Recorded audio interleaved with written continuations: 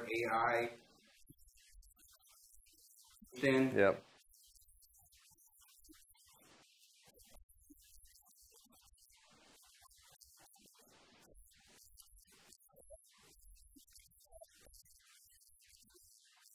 Yeah, I'm Jeff J. Hunter, and founder, crazy marketer, savage marketer, per se.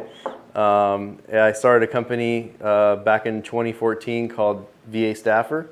It's a virtual assistant company. We've grown to over 100 people here in the Philippines, and I have a huge passion for marketing, and I do marketing consulting, and I obviously love blockchain just because of its individual.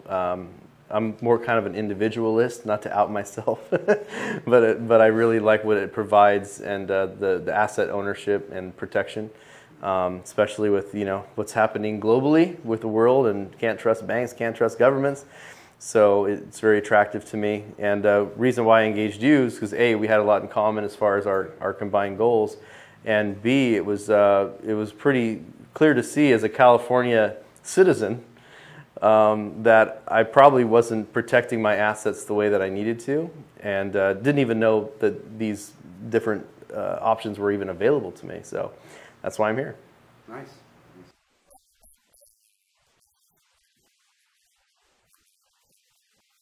Yeah, so it's an LLC treated like an S corporation.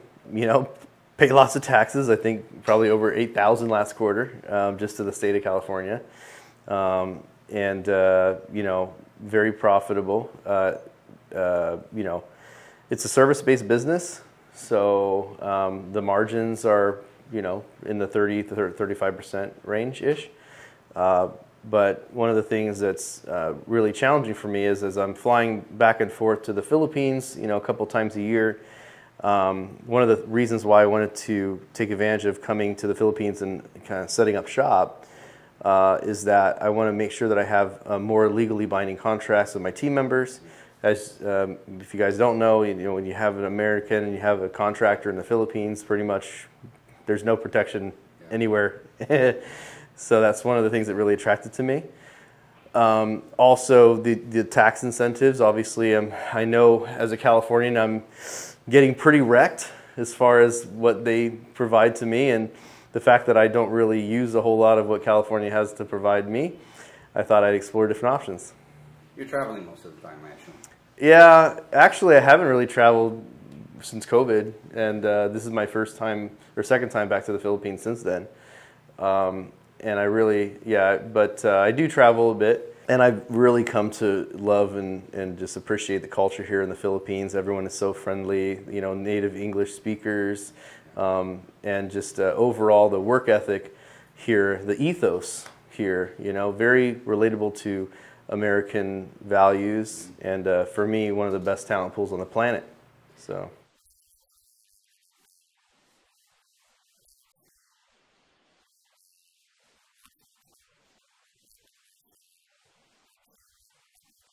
Mm-hmm.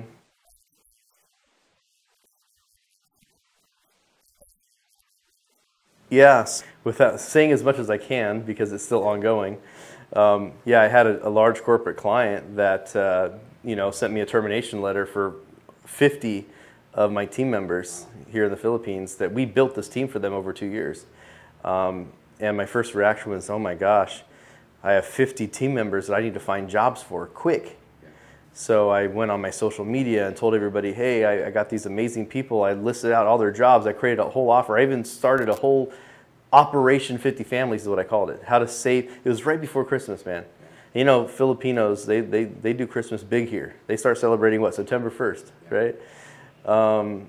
And I really wanted to save these jobs. And then what was weird was I started getting these letters of resignation a couple weeks in from the people on that team. And I was like, this is weird. And then my manager came to me and says, hey, boss, I think we have a problem. I think that your client has just poached all of your team.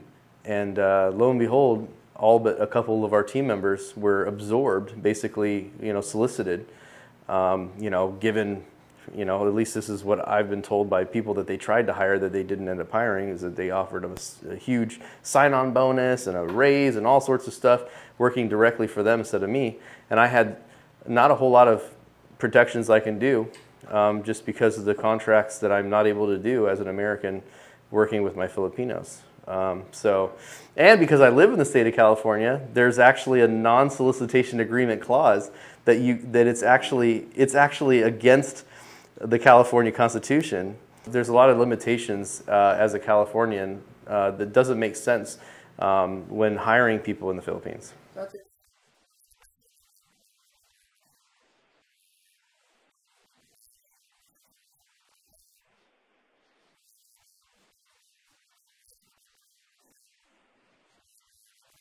Yep. I mean, outside of banging drums and hiring an attorney to make them all feel horrible, and drafting up some letters, and and probably doing a little publication about the business that did this to me.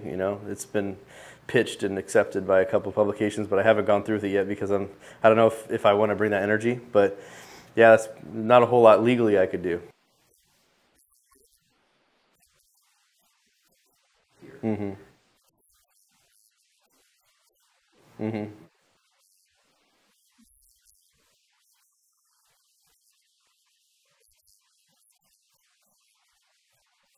Yeah. Yeah.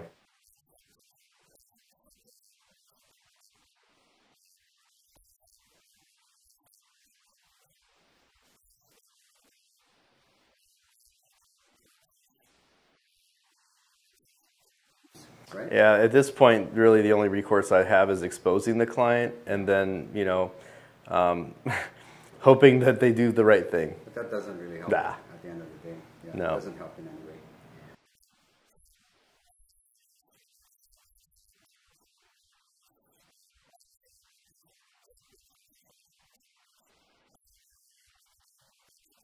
Tax liability, Yeah, how do asset protection. Legally Right. is the key word there. So, Hmm.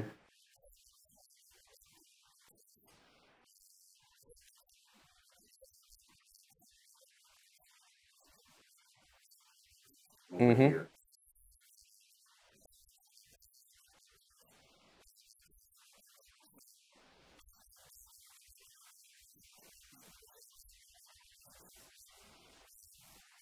That's Over here. correct.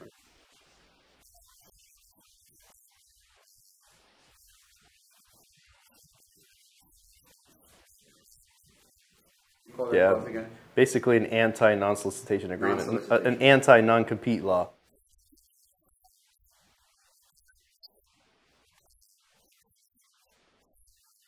Source. Or from vice your versa, suppliers, or vice or versa. your team. Now, there are a couple things that I spoke to my attorney that basically my clients are classified under the state of California's constitution to be part of a trade secret, so I Yeah. could sue them for basically violating trade secrets.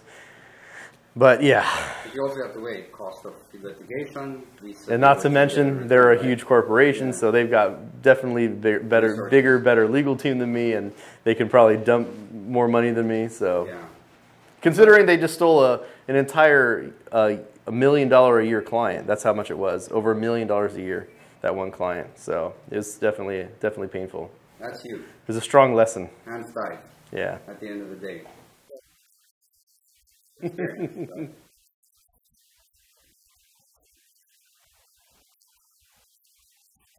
Mm-hmm. Right.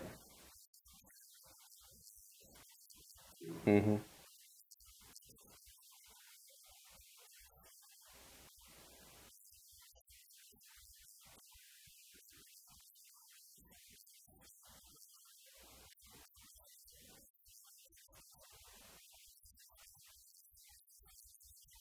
Exactly.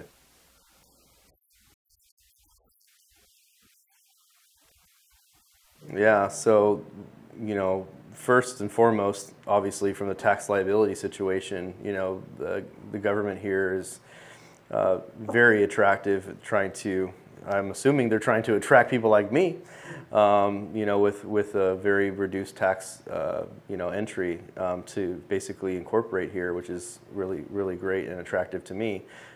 Two, like you said, it gives me more more, I guess you could say, teeth in my contracts here in the Philippines, considering that it's actually through a Philippine government. So that's very attractive to me. And then thirdly, you know, the ability to come and transverse back and forth to the Philippines when I went through the residency program. And that was one of the things that really intrigued me the most, was that it offered basically a permanent residency for not only myself, but also for my family.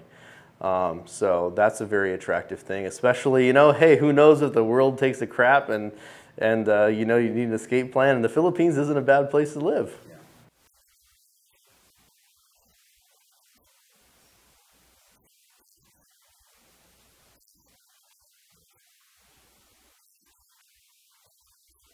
Hmm.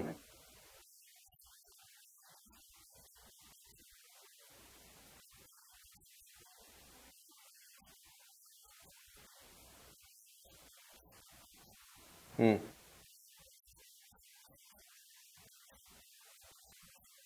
Help people like you. Yeah.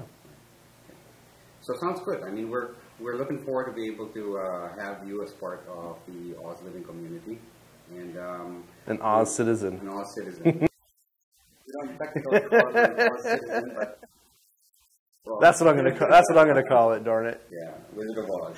But we're looking forward to having you around more often.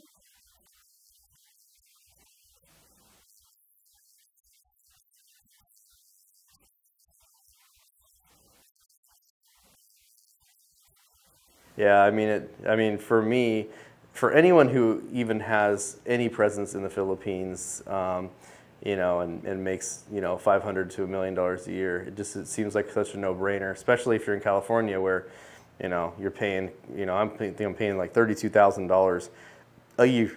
Yeah, I think $32,000 a year just in state taxes in California.